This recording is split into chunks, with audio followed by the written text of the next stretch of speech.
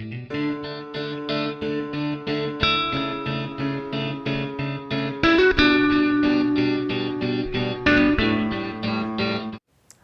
Everyone, welcome to all of you. तो हमने पिछले लेक्चर में ये जाना कि एंट्रोपी जो होती है प्रॉपर्टी होती है, सिस्टम की क्या होती है, प्रॉपर्टी होती है। कैसे प्रूव किया कि जैसे देखिए हम लोगों ने एक देखा था कि कोई दो रिवर्सिबल पाथ से कोई प्रोसेस हो रहा है। जैसे कि कोई एक प्रोसेस था हमारा आई, एक इक्विलिब्रियम पॉइंट यहाँ पे आई थी और दूसरा जो इक्विलिब्रियम पॉइंट था एफ था, और ये पाथ जो है R1 से यहाँ तक हम लोग गए, और एक दूसरा जो है रिवर्सिबल पाथ था R2, यहाँ से आ गए हम, मान लीजिए एफ से जो है आई तक गए। तो ये दोनों जो पाथ हैं रिवर्सिबल पाथ हैं। तो हमने क्या प्रूव किया था पिछले लेक्चर में, हमने प्रूव क्या किया था कि dq/t यहाँ से आई से गए एफ तक, और कौन सा पाथ फॉलो किए, R1। ये इक्वल हो गया आपके आई से गए एफ तक यहाँ पे भी, और R2 पाथ को फॉलो करते हुए गए तो dq/t।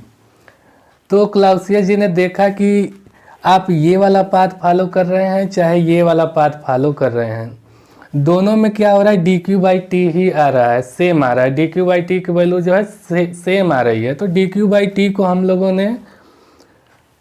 ने नहीं, उन्होंने क्लाउसियस जी ने नाम दिया क्या, एंट्रोपी। एंट्रोपी जो है क्लाउसियस जी ने इसी को नाम दिया कि यह एक प्रॉपर्टी है, प्रॉपर्टी ऑफ सिस्टम है, जिसका नाम दिया गया एंट्रोपी। और इसको हम लोगों ने यस से डिनोट किया, ठीक है। तो एंट्रोपी हुई क्या कि ये यहाँ से जाएंगे और इस पाथ को फॉलो करें चाहे ये वाला पाथ फॉलो करें, दोनों जो है सेम आ रहा है। तो मतलब ये निकल के आया कि जो एंट्रोपी होती है पॉइंट फंक्शन होती है, इसलिए हम लोगों ने इसको प्रॉपर्टी का नाम दिया। तो ये हम लोगों ने पिछले लेक्चर में प्रूव किया था कि ये जो है एंट्रोपी प्रॉपर्टी होती है। तो अगर ये प्रॉपर्टी होगी तो इसका ये भी मतलब है कि यह एग्जैक्ट डिफरेंशियल होगी, एग्जैक्ट डिफरेंशियल। एग्जैक्ट डिफरेंशियल, इसको मतलब हम इस तरह से लिख सकते हैं ds, ये जो है आपका एग्जैक्ट डिफरेंशियल है। और ये क्या हो गई, पॉइंट फंक्शन हो गई, पॉइंट फंक्शन। ये जो है आपका पाथ पे डिपेंड नहीं करेगा, पॉइंट पे डिपेंड करेगा, स्टेट पे डिपेंड करेगा। जैसे सारी की सारी प्रॉपर्टी जो होती हैं पॉइंट फंक्शन होती हैं, उसी तरह एंट्रोपी जो है वो भी क्या है, पॉइंट फंक्शन है। इतना हम लोगों ने प्रूव कर लिया था। तो हम लोगों ने देखा कि रिवर्सिबल पाथ के लिए dq, ये जो रिवर्सिबल तरीके से आपका हीट जो है ट्रांसफ़र होना चाहिए, पर्टिकुलर टेम्परेचर यहाँ पे मान लीजिए T है, तो इसको हम लोग लिख सकते हैं ds। ये हम लोगों का प्रूफ था कि इसी को हम लोग एंट्रोपी कहते हैं कि change in entropy is equal to dq/t। ये भी रिवर्सिबल तरीके से होना चाहिए। और हम लोगों ने ये चीज़ भी देखा था कि जैसे मान लीजिए कोई प्रोसेस हो रहा है I से F, और ये क्या है, एक रिवर्सिबल पाथ है, रिवर्सिबल पाथ है। तो आपसे पूछा जाए कि yes F minus yes I, तो आप तुरंत बता देंगे यहाँ पे कि dq/r, यहाँ से t करेंगे और I से F तक इंटीग्रेट कर देंगे, तो इसकी वैल्यू हमको निकल के आ जाएगी। लेकिन अगर ये पाथ जो है रिवर्सिबल ना रहे तब क्या करेंगे, तो हम यहाँ पे देखिए क्या बोले थे आपसे कि जो रिवर्सिबल पाथ नहीं है, सपोज करिए कि ये आपका एक इरिवर्सिबल पाथ है, अब यहाँ से आ रहे हैं, तो आपसे पूछा जाए कि दोनों के बीच एंट्रोपी चेंज कितना हुआ, तो क्या यही फार्मूला यूज कर लेंगे यहाँ पे भी। तो यहाँ पे ये फार्मूला यूज नहीं कर सकते, क्योंकि ये जो यहाँ पे इसको yes F minus yes I dq/t, ये आपका आई एफ। तो यहाँ देख रहे हैं जो ये हीट ट्रांसफ़र हो रही है वो रिवर्सिबल के लिए हो रही है। इरिवर्सिबल में जब हीट ट्रांसफ़र होगी तो ये उसके बराबर नहीं होगा, इसलिए ये वाला फार्मूला हम यहाँ पे यूज नहीं कर सकते। क्यों? क्योंकि जो dq है ये जो रिवर्सिबल पाथ के लिए अलग आएगा वैल्यू, और इसके लिए जो है डी क्यू की वैल्यू अलग आएगी, क्योंकि हीट जो ट्रांसफ़र होती है वो पाथ फंक्शन होता है और एंट्रोपी जो है पॉइंट फंक्शन है। इसलिए हम यहाँ पे यूज नहीं कर सकते हैं कि यहाँ पे S F minus S I बराबर डी क्यू और ये इरिवर्सिबल के तरीके से हो और टी लिख दें, तो इसके लिए यूज नहीं करेंगे। तो हम लोग कैलकुलेट कैसे करेंगे, इसको हम लोग जो इरिवर्सिबल पाथ है उसको रिवर्सिबल पाथ में कन्वर्ट कर देंगे। अगर देखिए, अगर प्रॉपर्टी यही है, सेम कंडीशन है, इंड का सेम कंडीशन है, तो उस इरिवर्सिबल पाथ को हम लोग रिवर्सिबल पाथ में कन्वर्ट करके ये फार्मूला निकाल देंगे, तो उससे जो चेंज आएगा S F minus S I same होगा। इसलिए सेम होगा कि एस एफ जो है और एस आई ये क्या है, पॉइंट पे डिपेंड कर रहा है, एंट्रोपी जो है पॉइंट फंक्शन होती है, इसलिए हम लोग इरिवर्सिबल पाथ को रिवर्सिबल पाथ में कन्वर्ट कर दिए। ठीक, इतनी बात समझ में आई। अब हम आगे देखते हैं कि टेम्परेचर और एंट्रोपी का प्लॉट कैसे खींचा जाता है। तो जब हम फर्स्ट लॉ ऑफ थर्मोडायनेमिक्स पढ़ते हैं तो वहाँ पे एक देखे होंगे पीवी प्लॉट खींचा जा रहा था। पीवी प्लॉट क्या होता था, जैसे यहाँ पे भी हो गया एक्स एक्सिस पे और पी यहाँ पे क्या हो गया वाई एक्सिस पे, और इस पे यदि कोई प्रोसेस हो रहा है, मान लीजिए कोई 1 से 2 कोई भी प्रोसेस हुआ और ये जो प्रोसेस होगा रिवर्सिबल प्रोसेस होगा, तो हम क्या करते थे, अगर 1 से 2 तक एरिया को निकाल दें तो जो ये एरिया देता था हम लोग को वर्क डन देता था, वर्क डन। और वर्क डन क्या है, पाथ पे डिपेंड कर रहा है, इसलिए कि 1 से 2 तक देखिए यहाँ पे पाथ गया। अगर कोई इरिवर्सिबल पाथ होता तो ये तो वर्क डन वहाँ पे कुछ अलग आता। तो देख रहे हैं कि वर्क डन है जो वो पाथ फंक्शन है। तो इस ये जो पीवी डायग्राम का जो एरिया है हमको मिलेगा, जो भी एरिया, वो क्या देगा हमको, वर्क डन देगा। सेम उसी तरह से अगर हम देखें कि अगर कोई प्रोसेस हो रहा है 1 से 2, सपोज 1 से 2, और ये भी एकदम रिवर्सिबल प्रोसेस है, और इसको हम डिनोट करें टी से और इधर यस, तो अब एरिया निकालेंगे तो वो क्या देगा, उसकी वैल्यू क्या होगी। अगर इसकी वैल्यू हमको निकालना होगा कि 1 से 2 यहाँ तक जो एरिया निकली है, ये एरिया क्या है, इस एरिया जैसे वहाँ पे जो एरिया है इसका हमको वर्क डन दे रहा है, तो ये जो एरिया है ये भी कुछ ना कुछ पाथ फंक्शन वाला कुछ देगा। तो इसका मतलब अभी इसको पता करेंगे कि ये एरिया किसको डिनोट कर रहा है, क्या है ये चीज़। तो आइए देखते हैं कि क्या ये शो कर रहा है। ठीक, तो अभी हमने देखा कि क्लाउसियस जी ने क्या दिया था हम लोगों को, ds is equal to D Q, ये रिवर्सिबल था हीट ट्रांसफ़र, अपॉन टी। तो यहाँ से अगर D Q upon R is equal to T D S, तो ये क्या मिल रहा है हमको, ये जो लिखे हैं हम ये डिफरेंशियल के फॉर्म में लिखे हैं। जैसे मान लीजिए कि कोई प्रोसेस होता है ऐसे, तो हम इसमें एक एलिमेंट्री को उठा रहे हैं, एलिमेंट को उठा रहे हैं, इस प्रोसेस का एलिमेंट्री प्रोसेस का स्टडी कर रहे हैं। सपोज आप जब मैकेनिक्स या स्ट्रेंथ ऑफ मटेरियल पढ़ते हैं, अगर कोई बड़ी बॉडी होती है यहाँ पे और इसका स्टडी करना रहता है, तो हम लोग क्या करते हैं कि इसमें से एक छोटा पार्ट उठाते हैं और उसको डीए या डीवी इस तरह से उसकी स्टडी करते हैं, छोटे पार्ट की स्टडी करते हैं, फिर उसका इंटीग्रेट कर देते हैं, तो पूरी वैल्यू को हम लोग पढ़ लेते हैं। उसी तरह यहाँ पे हम लोग जो है थर्मोडायनेमिक्स में क्या करते हैं, अगर पूरा प्रोसेस हो रहा है तो उसमें एक छोटा सा प्रोसेस को उठाएंगे, एलिमेंट्री प्रोसेस को। जैसे ये प्रोसेस 1 से 2 हुआ, तो हम लोग यहाँ पे एक छोटा प्रोसेस लेते हैं और उसी में हम कहते हैं कि ये इसमें गया डी क्यू और इस समय इसका टेम्परेचर था टी, तो इसमें जो एंट्रोपी चेंज हो रही है वो क्या हो रही है, तो डी एस बराबर D Q are upon T, और हमको डी क्यू आर निकालना है तो टी डी एस। अगर हमको पूछा जाए कि 1 से 2 तक बताइए कितना ये जो डी एस चेंज हुआ, तो उसका इंटीग्रेशन कर देंगे तो हमको पता चल जाएगा। जिस तरह से यहाँ पे हम लोग इंटीग्रेशन कर लेते हैं और पूरा बॉडी का पता चल जाता है, उसी तरह इसमें भी किया जाता है। तो ज़्यादा इसमें कंफ्यूज नहीं होना है कि ये डी एस हम क्यों लिख रहे हैं, डी क्यू क्यों लिख रहे हैं, इसमें कंफ्यूज नहीं होना है। ओके, तो हम देख क्या रहे हैं कि D Q R is equal to T D S. ये हमको क्या करा है, टेम्परेचर और एंट्रोपी चेंज का यदि मल्टीप्लिकेशन करेंगे तो हमको वैल्यू मिल रही है डी क्यू आर, यानी कि ये जो रिवर्सिबल हीट ट्रांसफ़र मिल रहा है। सपोज अगर हम यहाँ पे अगर कोई ये डायग्राम खींचे, ये आपका प्रोसेस 1 से 2 कोई हुआ, 1 से 2 ये प्रोसेस हो रहा है, हमने इसका टी एस प्लॉट खींचा है। अब हमको निकालना है इसका एरिया। तो क्या करेंगे, इसका एरिया जो है देखिए, ये पूरा टी एस डायग्राम पे जब एरिया निकालेंगे इसका, तो एरिया क्या होता है, इसी तरह निकालते हैं कि यहाँ से टी इंटू डी एस, ये वैल्यू पूरा दे रहा है एरिया को। तो ये जो एरिया देगा हमको, ये किसकी एरिया देगा हमको, क्यू आर की एरिया देगा, मतलब हीट ट्रांसफ़र।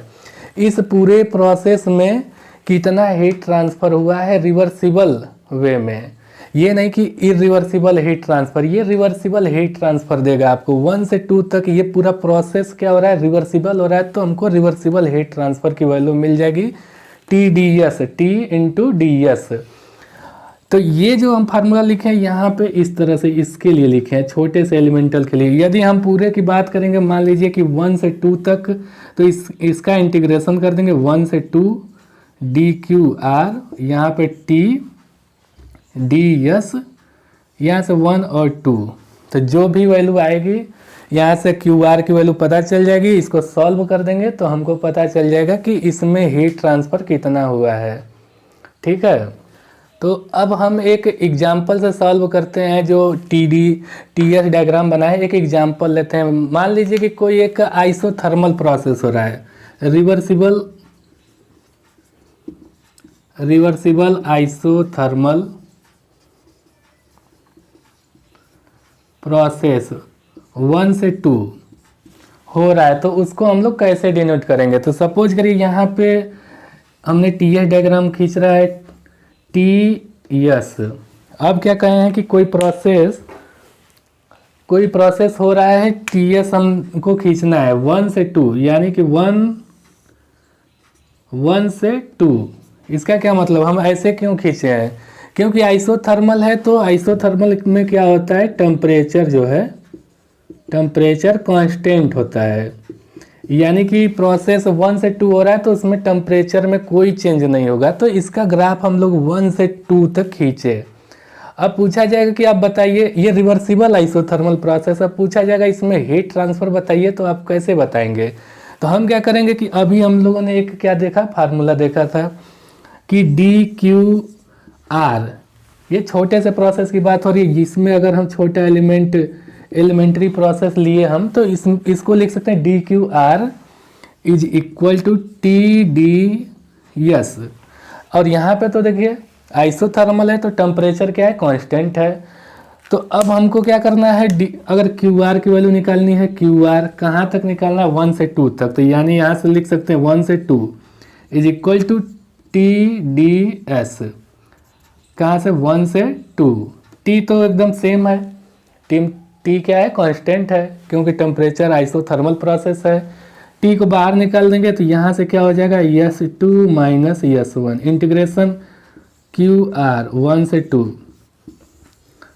इंटीग्रेशन करना आप सभी जानते हैं कि हीट ट्रांसफ़र। तो यहाँ से अगर इसको एरिया इस तरह से निकाल दिया जाए, इस तरह से एरिया, अगर इस प्रोसेस का एरिया हम लोग निकाल देंगे तो वो वैल्यू किसका देगा, Q1 से 2 तक कितना हीट ऐड हुई है, रिवर्सिबली हीट कितना ऐड हुआ है, वो वैल्यू हमको पता चल जाएगी।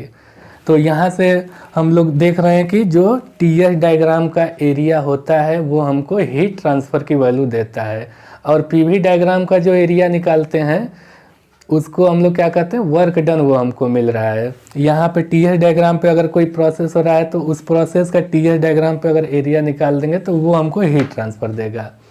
ठीक है, अब एक और एग्जांपल लेते हैं, दूसरा कोई प्रोसेस लेके। हम एक दूसरा प्रोसेस का एग्जांपल ले रहे हैं, रिवर्सिबल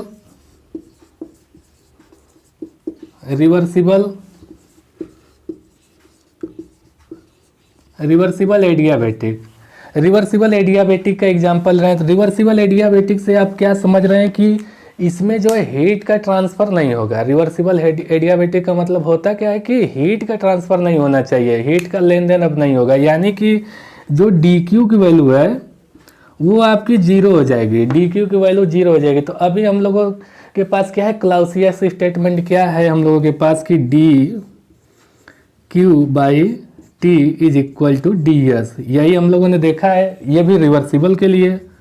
तो इन्होंने क्या कहा, डी, ये जो रिवर्सिबल एडियाबेटिक है तो यहाँ पे डी क्यू की वैल्यू क्या हो जाएगी, जीरो हो जाएगी। तो यहाँ से हम लोग को क्या मिल रहा है, D S is equal to zero. ये तो डिफरेंशियल फॉर्म है, आप देख रहे हैं डिफरेंशियल फॉर्म, छोटे से एलिमेंट की बात हो रही है, एलिमेंट्री प्रोसेस की बात हो रही है। अगर हमको पूरे प्रोसेस की बात करनी होगी तो क्या करते हैं, इंटीग्रेशन कर देते हैं। तो आपको पता है कि जब इंटीग्रेशन करेंगे तो ये वैल्यू यस हो जाती है, और जीरो की वैल्यू, जीरो का इंटीग्रेशन करते हैं तो एक कांस्टेंट मिल जाता है, कांस्टेंट, यानी कि यस जो है कांस्टेंट है। तो रिवर्सिबल एडियाबेटिक में यस की वैल्यू जो होती है कांस्टेंट होती है, एंट्रोपी कांस्टेंट। इसको क्या बोल सकते हैं, आइसेंट्रोपिक, आइसेंट्रोपिक प्रोसेस। हम इसको ये भी बोल सकते हैं कि रिवर्सिबल एडियाबेटिक जो प्रोसेस होता है वो आइसेंट्रोपिक प्रोसेस होता है, आइसेंट्रोपिक प्रोसेस होता है। रिवर्सिबल एडियाबेटिक जो प्रोसेस होता है आइसेंट्रोपिक प्रोसेस होता है। यदि ये कहीं प्रोसेस 1 से 2 हो रहा होगा तो जो एंट्रोपी यहाँ पे रहेगी वही एंट्रोपी, मतलब क्या हुआ कि S1 बराबर S2, और जो भी एंट्रोपी होगी, कोई ना कोई एंट्रोपी होगी, तो मान लीजिए कुछ भी होगा 5 किलो जूल या 6 किलो जूल, कुछ भी होगा, तो दोनों की जो एंट्रोपी है कांस्टेंट रहेगी, इसकी वैल्यू चेंज नहीं होगी। तो इसको हम लोग टीएस डायग्राम पे कैसे प्लॉट करेंगे, मान लीजिए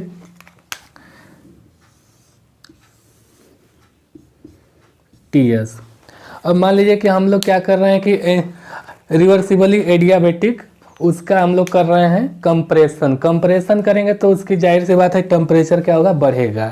तो इस तरह से बढ़ेगा, देखिए ऐसे कोई प्रोसेस 1 2, तो यहाँ पे देख रहे हैं S1 पे जो वैल्यू है, इसको अगर इस तरह से यहाँ देखा जाए ग्राफ पे, तो S1 बराबर S2 होगा। क्यों, और इसमें पूछा जाएगा कि बताइए क्या हुआ, इसका हीट ट्रांसफर इसमें कितना हुई, तो आप बताइए एक लाइन खींची गई है, इसका एरिया क्या होगा, जीरो ही होगा। लाइन से अगर एरिया अगर खींचेंगे तो इसकी कोई एरिया निकलेगी, कुछ नहीं, तो यहाँ पे जो है जीरो ही हो जाएगा। तो इसलिए हम लोग कह रहे हैं कि रिवर्सिबल एडियाबेटिक प्रोसेस को हम लोग वर्टिकल लाइन से शो करेंगे टीएस डायग्राम पे। तो इतना हम लोग समझ गए कि आइसोथर्मल को किस तरह से शो करेंगे, रिवर्सिबल एडियाबेटिक को किस तरह से शो करेंगे। तो ये सब जो हम बताए हैं अभी, इसका यूज करते हैं कहाँ पे, कर्नाट थ्योरम में। जो कर्नाट जी ने एक साइकिल दी थी, उन्होंने क्या कहा था कि रिवर्सिबल साइकिल पे जो हीट इंजन वर्क करता है उसकी इफिशियंसी जो है मैक्सिमम होती है। और उन्होंने एक साइकिल भी दी थी जिसको हम लोग कहते हैं कर्नाट साइकिल। पिछले लेक्चर में हम आपको बताए थे कि कर्नाट साइकिल में कितने प्रोसेस होते हैं, किस तरह से होते हैं प्रोसेस। आज हम उसी को फिर से डिस्क्राइब कर देते हैं। तो हम लोग कर्नाट साइकिल में देखे थे कितने प्रोसेस हो रहे थे, 4 प्रोसेस है। 2 क्या था, रिवर्सिबल एडियाबेटिक, और 2 क्या था, रिवर्सिबल आइसोथर्मल। तो हम उसको ड्रॉ करते हैं, पहले पीवी डायग्राम पे ड्रॉ करेंगे, फिर उसके बाद हम ड्रॉ करेंगे टीएस डायग्राम पे, ठीक है। तो देखिए यहाँ पे पीवी डायग्राम। तो सबसे पहले आइसोथर्मल हीट एडिशन प्रोसेस, ये आपका हीट एडिशन जो होता था आइसोथर्मल ही होता था। और चलिए मैं इसे पहले खींच लेता हूँ।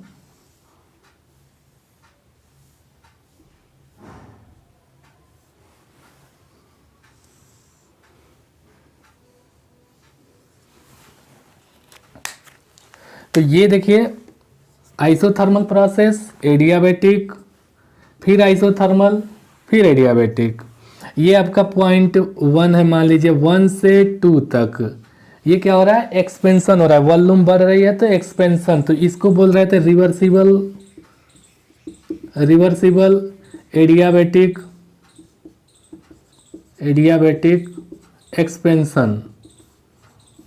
एक्सपेंशन हो रहा है।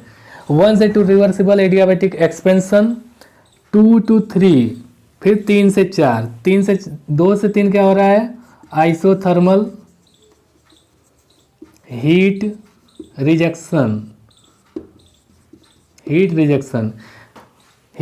हो रहा है यहाँ पे। 3 से 4 क्या हुआ, एडियाबैटिक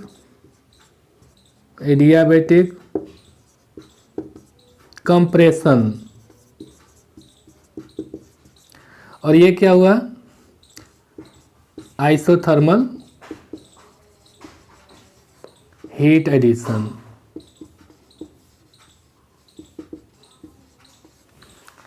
तो ये 4 प्रोसेस इस साइकिल में होते हैं, कर्नाट साइकिल में। 1 से 2 रिवर्सिबल एडियाबैटिक एक्सपेंशन, 2 से 3 रिवर्सिबल हीट रिजेक्शन, ये आपका हीट यहाँ से रिजेक्ट हो रहा है Q2, और 3 से 4 क्या हो रहा है, एडियाबैटिक कंप्रेशन। जब एक्सपेंशन होता है तो आपको पता है कि W कोई वर्क मिलेगा हमको। जब एक्सपेंशन होता है किसी सिस्टम का तो वहाँ पे वर्क मिल रहा है, तो हमको W कोई वर्क मिला, मान लीजिए WT। और कंप्रेशन है तो इसमें हमको वर्क करना पड़ता है, कंप्रेशन में वर्क करना पड़ता है, तो यहाँ पे WC, ठीक है। और यहाँ पे देखिए आइसोथर्मल हीट एडिशन हो रहा है, तो यानी मान लीजिए ये Q1, और ये रिजेक्शन हो रहा है तो Q2। तो ये साइकिल जो है कर्नाट साइकिल है, इस पे वर्क करता है कर्नाट इंजन। अब देखते हैं इसको ड्रॉ करते हैं कहाँ पे, TS डायग्राम पे। TS डायग्राम पे देखिए कैसे ड्रॉ करेंगे। TS डायग्राम तो हमने क्या कहा कि 1 से 2 रिवर्सिबल एडियाबैटिक क्या था, एक वर्टिकल लाइन, मतलब उसमें कोई हीट एडिशन नहीं होगा। रिवर्सिबल एडियाबैटिक में हीट एडिशन नहीं होगा, तो एंट्रोपी जो है S1 और S2 क्या है, सेम रहेगी। तो यहाँ से अगर हमको खींचना पड़ा तो ये सपोज करिए ये हुआ आपका 1, और यहाँ से खींचे हम लोग 2 तक। देखिए अगर हमको निकालना हुआ तो S1 बराबर S2, सेम हो गया ना। एंट्रोपी क्या है, एडियाबैटिक में क्या होती है, एंट्रोपी सेम हो गई। अब क्या है कि हीट रिजेक्शन हो रहा है 2 से 3, आइसोथर्मल का मतलब कि वहाँ पे कोई भी टेम्परेचर में चेंज नहीं होगा, बट हीट निकलेगी। तो यहाँ पे देखिए एंट्रोपी चेंज, यहाँ पे टेम्परेचर चेंज नहीं हो रहा है 2 से 3 तक। फिर 3 से 4 क्या हो रहा है, एडियाबैटिक कंप्रेशन, ये भी रिवर्सिबल है। तो फिर वही बात कि 3 से 4 अगर जाएंगे तो ऐसे 3 से 4 वर्टिकल लाइन। फिर क्या हो रहा है, हीट एडिशन हो रहा है, यहाँ पे देख रहे हैं। फिर ये हॉरिजॉन्टल लाइन आइसोथर्मल 3 से 4।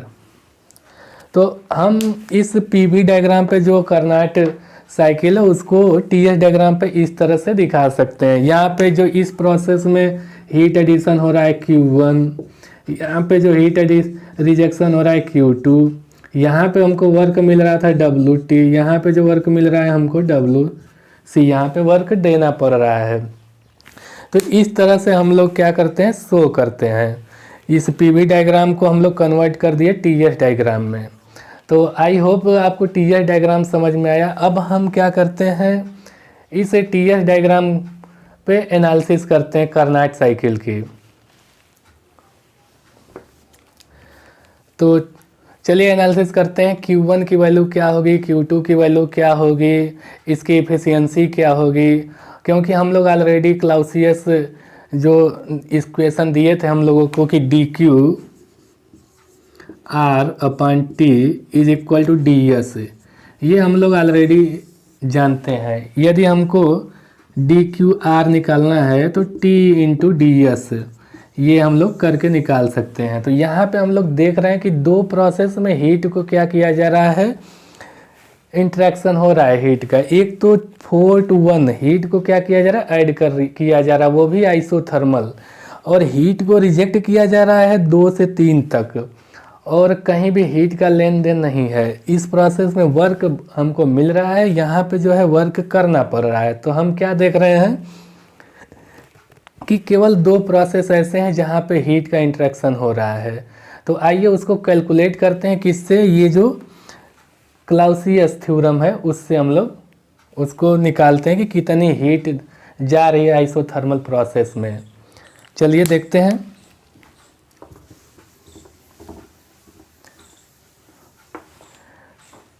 तो यहाँ पे देखिए Q1, यहाँ पे Q1 बराबर हम लोग क्या लिखेंगे, यहाँ Q1 बराबर अभी हम आपको फार्मूला दिए थे DS, ये फार्मूला दिए थे Q1, ये भी रिवर्सिबल आइसोथर्मल है तो यहाँ पे लिख सकते हैं Q1। अब इसका इंटीग्रेशन कहाँ से करेंगे, 4 to 1 क्या दिया हुआ है कि ये 4 से 1 तक हीट ऐड हो रहा है, तो इसको अगर इंटीग्रेट करेंगे तो T क्या है, कांस्टेंट है, बस वेरी क्या कर रहा है, DS, ये DS वेरी कर रहा है, तो इसको हम लोग लिख सकते हैं T को बाहर निकालिए, यहाँ पे S1 माइनस S4, ये हमारा Q1 की वैल्यू आ गई। यहाँ तक समझने में कोई दिक्कत नहीं है। और ये T1 यहाँ पे इसलिए बाहर है, या तो T बराबर हो सकता है T1 या T बराबर T4, इसकी जगह आप कुछ भी लिख सकते हैं, ठीक है। यहाँ पे हम लोगों ने मान लिया T1 लिख दिया, ठीक। अब देखिए Q2 बराबर क्या लिख सकते हैं, 2 से 3 प्रोसेस हो रहा है, तो 2 से 3 हम लोग गए, यहाँ पे TDS, यहाँ पे गए 2 से 3, तो क्या हुआ कि यहाँ पे लिखेंगे T बाहर कर दीजिए, S3 माइनस S2, तो यहाँ हीट क्या हो रहा है, रिजेक्ट हो रहा है, तो हीट रिजेक्ट हो रहा है तो इसलिए हम इसको माइनस Q2 लिख रहे हैं। अगर हमको Q2 बराबर लिखना हुआ तो क्या हो जाएगा, TS2 माइनस S3, ठीक है। ये हमारा Q2 की वैल्यू आ गई। इतना समझ में आ गया। अब देखते हैं ये हम निकाले क्यों, क्योंकि जो कार्नोट साइकिल की इफ़िशियंसी हमको निकालनी है, Q1 Q2 पता रहेगा तो हम लोग इफ़िशियंसी निकाल सकते हैं। इफ़िशियंसी बराबर क्या होता है कि net work upon heat supply. इसमें नेटवर्क कितना हो रहा है, नेटवर्क यही हो रहा है कि WT हमारा जो है मिल रहा है, और ये WC देना पड़ रहा है, WC देना पड़ रहा है, तो और हीट सप्लाई क्या हो रही है, Q1 हो रही है, ठीक। ये हमको पता चला। अब हम लोगों ने फर्स्ट लॉ ऑफ थर्मोडायनेमिक्स जानते हैं कि साइक्लिक जो है ये dW इज इक्वल टू होता है साइक्लिक dQ। इसका क्या मतलब है कि जितना वर्क डन होगा पूरे साइकिल में उसको सम करेंगे तो उतना ही वर्क हमको हीट मिलता है, अगर हीट को भी सम करेंगे। ये क्या है कि हीट जो है वर्क में कन्वर्ट हो जाती है अगर वो साइकिल में चल रहा है, तो हम इसको सीधे लिख सकते हैं यहाँ पे Q1 minus Q2 upon Q1। तो इफिशियंसी बराबर यहाँ पे क्या आ गया, इफिशियंसी बराबर आपका आ गया Q1 minus Q2 upon Q1। तो Q1 की वैल्यू यहाँ से लिखिए और दोनों से उठा के लिख दीजिए Q1 की वैल्यू। हमको यहाँ पे रफ करना पड़ेगा क्योंकि आप कंफ्यूज हो सकते हैं।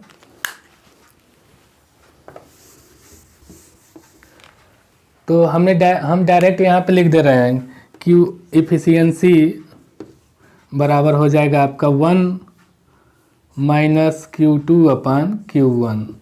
यहाँ से 1 माइनस Q2 की वैल्यू यहाँ से लिखें हम लोग T2,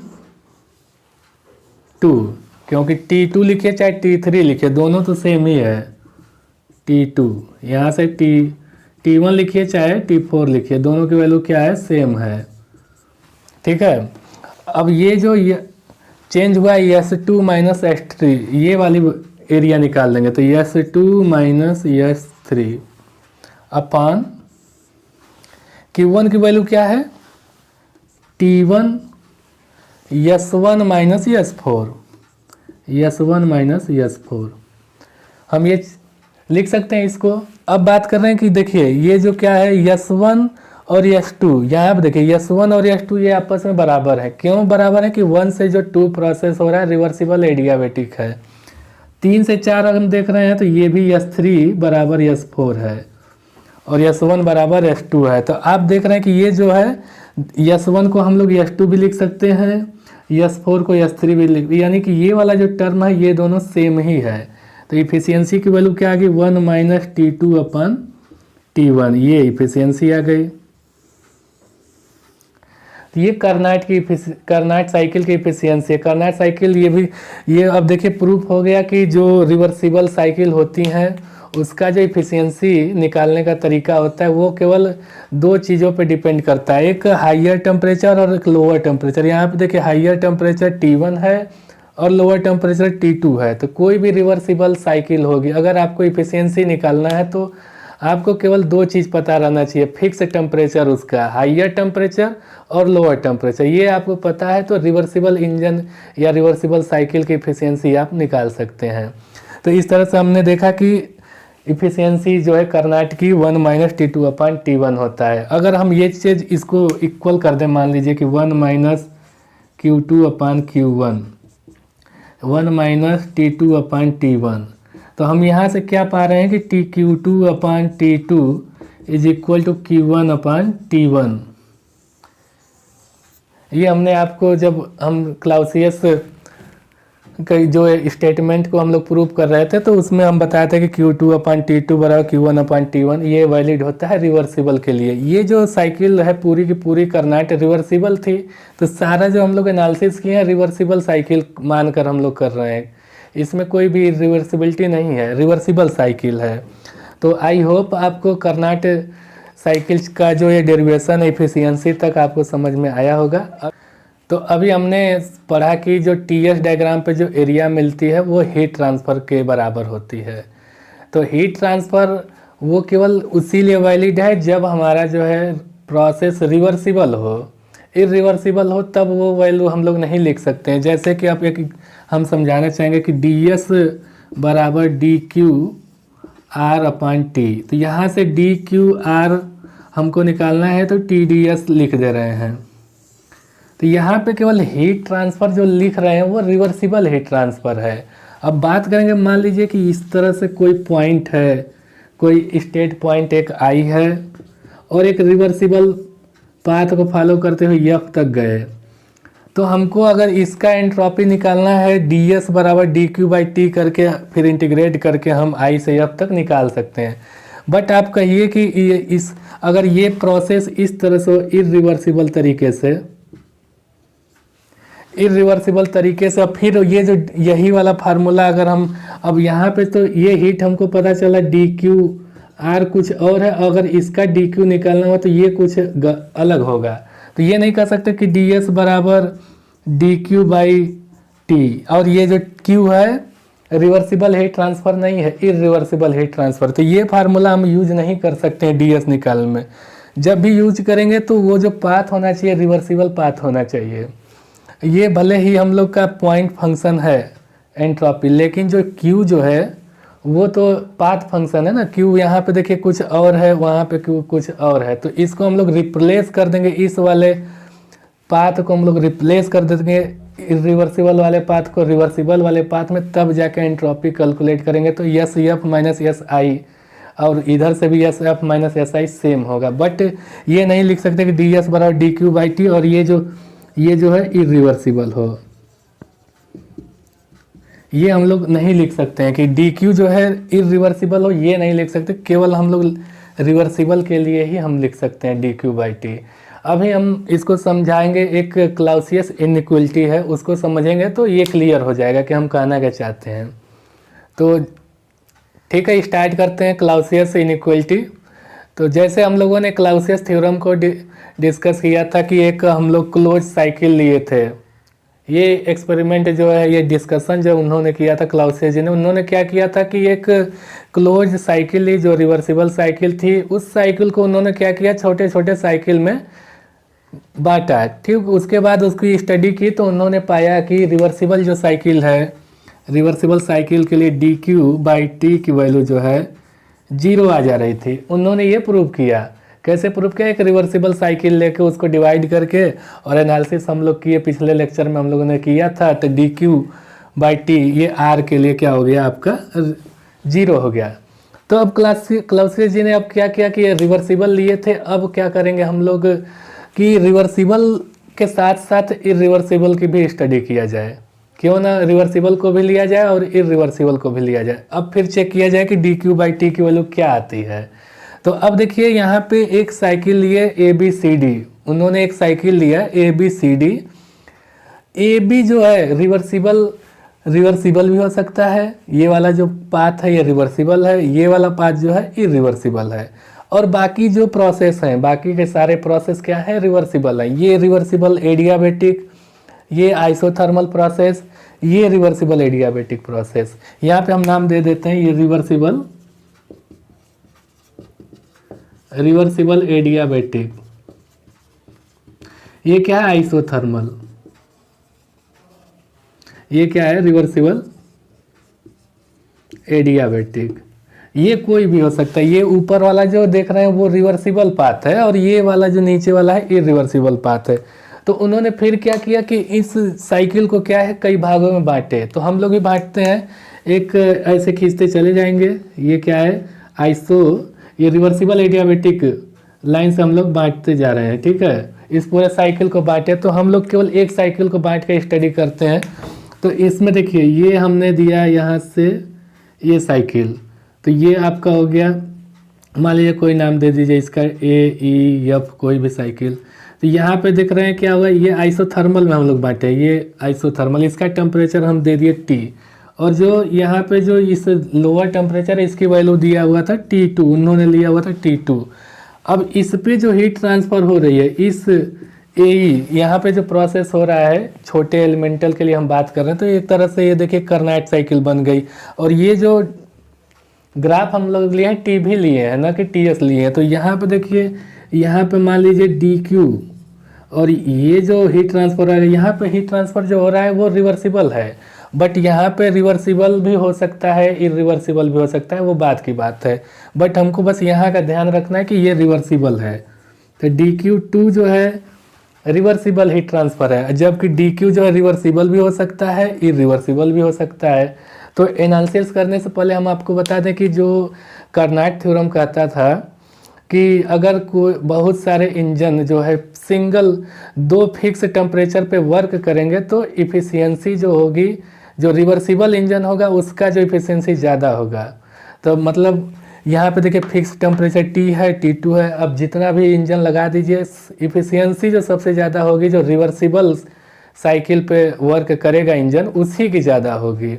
तो अगर मान लीजिए हम बात करते हैं कि एक रिवर्सिबल वाली कंडीशन लेके चलते हैं और एक इरिवर्सिबल लेके चलते हैं, तो हमने क्या कहा कि जो इफ़िशियंसी है रिवर्सिबल की क्या होगी, ज़्यादा होगी, इफ़िशियंसी जो है इरिवर्सिबल के। अगर मान लीजिए ज़्यादा होनी चाहिए, लेकिन अगर ये चाहे कि हम और अच्छा करना चाहेंगे, इसकी साइकिल की एफिशिएंसी और बढ़ती जाए, तो बहुत बढ़ के जाएगी, तो इसके बराबर हो सकती है। अब ये ऐसा नहीं हो सकता कि ये रिवर्सिबल इंजन है उसकी एफिशिएंसी जो है रिवर्सिबल से भी ज़्यादा हो, बहुत होगा तो उसके बराबर हो सकता है। तो अब इस जो साइकिल देख रहे हैं AEFD, इसका एनालिसिस करते हैं, और इसमें देखिए क्या होता है कि जैसे एफिशिएंसी रिवर्सिबल की हम लोग लिखना चाहें तो 1 - dQ2/dQ, ये रिवर्सिबल का मतलब कि इस वाले में हीट ट्रांसफ़र यहाँ से, ये वाला जो ये प्रोसेस है यहाँ से, ये मान लीजिए ये डैश इससे, तो यहाँ से बात करेंगे तो dQ2/dQ, ये रिवर्सिबल की बात हो रही है, मतलब कि दोनों का दोनों जो है रिवर्सिबल है, रिवर्सिबल। ये क्या होगा, ग्रेटर देन होगा किससे, 1 - dQ2/dQ। अब यहाँ पे dQ2 तो क्या है, ये रिवर्सिबल है, बट dQ रिवर्सिबल भी हो सकता है, इरिवर्सिबल भी हो सकता है, बट यहाँ पे हम लोग क्या किए हैं, dQ, ये वाला जो dQ है वो इरिवर्सिबल है। यहाँ पे दोनों कंडीशन में आप देख रहे हैं रिवर्सिबल है, लेकिन यहाँ पे एक कंडीशन में रिवर्सिबल है, एक कंडीशन में इरिवर्सिबल है। तो ये एफिशिएंसी वाला जो हम बताए थे उस लास्ट से इसकी एफिशिएंसी ज़्यादा होगी, 1 से 1 कट कर दिया जाएगा, तो हमारा क्या हो जाएगा, dQ2/dQ, ये आपका रिवर्सिबल, ये ग्रेटर देन या इक्वल टू dQ2/dQ के। ठीक, इतना बात समझ में आया। और अभी जस्ट इसके पहले हम लोगों ने क्या कहा था कि अगर कोई रिवर्सिबल है dQ/T1, ये हम लोग अभी जस्ट क्या किए थे, ये रिवर्सिबल के लिए अभी कार्नोट में हम लोग देखे थे कि Q1 पे जो टेम्परेचर T1 है तो Q1/T1 is equal to Q2/T2। ये अभी हम लोगों ने प्रूव किया था पिछले वाले जब कर्नाट की एफिशिएंसी निकाल रहे थे। तो इसका मतलब जो केवल ये कब होगा, रिवर्सिबल के कंडीशन में, रिवर्सिबल के कंडीशन में। तो यहाँ पे देखिए ये वाली रिवर्सिबल कंडीशन है, तो यहाँ पे लिख सकते हैं T2/T1। यहाँ पे देखिए dQ2, यहाँ पे क्या है, T2 है, और dQ की बात करेंगे तो यहाँ पे T है। तो ये केवल रिवर्सिबल पे लिख सकते हैं, ये होगा इसके। और यहाँ पे हम कुछ नहीं लिख सकते क्योंकि ये नहीं जानते हैं कि ये रिवर्सिबल है कि रिवर्सिबल, इसके लिए नहीं लिख सकते हैं, केवल रिवर्सिबल के लिए लिख सकते हैं। ये आपका क्या हो गया, dQ। ओ गलत हो गया फिर।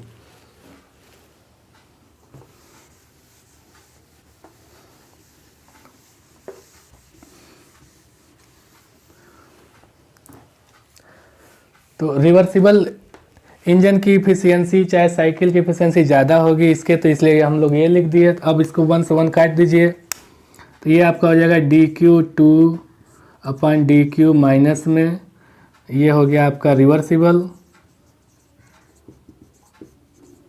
ये ग्रेटर देन होगा माइनस dQ2/dQ के। ठीक है। अब ऐसा ये नहीं है कि माइनस को माइनस काट दिया जाए, इसका माइनस इससे काट दिया जाए। अब इसको इस तरह से लिखेंगे कि अब इसको इधर ले आइए, इसको यहाँ पे ले आइए, dQ2/dQ इज इक्वल, ये उधर चला जाएगा तो dQ2/dQ, ये हो गया आपका रिवर्सिबल। रिवर्सिबल इस तरह से लिख सकते हैं। अब क्या करेंगे हम लोग कि ये हम जानते हैं dQ1/T1 is equal to dQ2/T2 किसके लिए वैलिड है, ये वैलिड है हम लोग का रिवर्सिबल के लिए, रिवर्सिबल के लिए। यानी कि dQ1/T1, तो यहाँ पे अगर dQ1/dQ2 लिखना होगा तो T1/T2 लिख सकते हैं। ये हम लोग अभी कर्नाट वाले थ्योरम में प्रूव किए थे। तो यहाँ पे क्या लिख देंगे, ये देखिए ये रिवर्सिबल है dQ2/dQ, तो यहाँ से लिख सकते हैं T2/T, क्योंकि Q2 यहाँ पे टेम्परेचर क्या है, T2, और dQ यहाँ पे टेम्परेचर क्या है, T।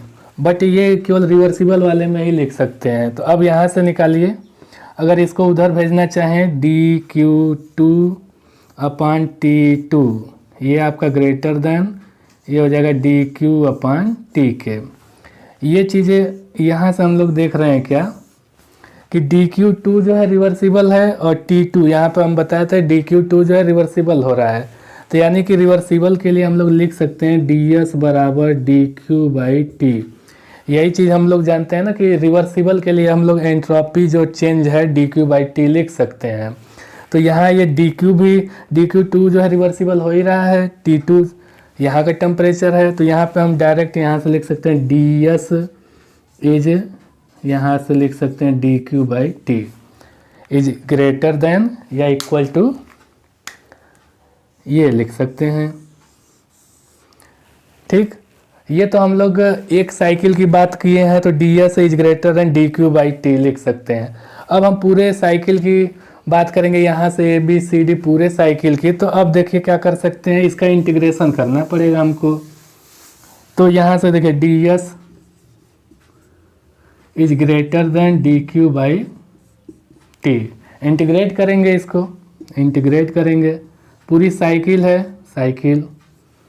तो ds क्या है, प्रॉपर्टी होती है, तो साइक्लिक इंटीग्रल प्रॉपर्टी का हमेशा 0 होता है। तो ये देखिए 0 हो गया, और ये ग्रेटर देन हुआ किसके, dQ/T के, यानी कि dQ/T cyclic integral less than equal to 0। ये जो रिजल्ट आया है, यही रिजल्ट हमारा क्या है, क्लाउसियस इनइक्वलिटी। इसी से हम लोग डिसाइड करेंगे कि ये साइकिल पूरा रिवर्सिबल है या इरिवर्सिबल। अगर dQ/T पूरे साइकिल में लेस देन 0 आ रहा है तो कहेंगे पूरी की पूरी साइकिल क्या है, इरिवर्सिबल है। यदि dQ/T की वैल्यू 0 के बराबर आ जा रही है तो वहाँ पे हम लोग कहेंगे कि ये जो साइकिल है पूरा हमारा रिवर्सिबल साइकिल है। तो ये जो रिजल्ट आया है यही हमारा क्लाउसियस इनइक्वलिटी है, और इसका यूज जो है हम नेक्स्ट लेक्चर में बताएंगे आपको।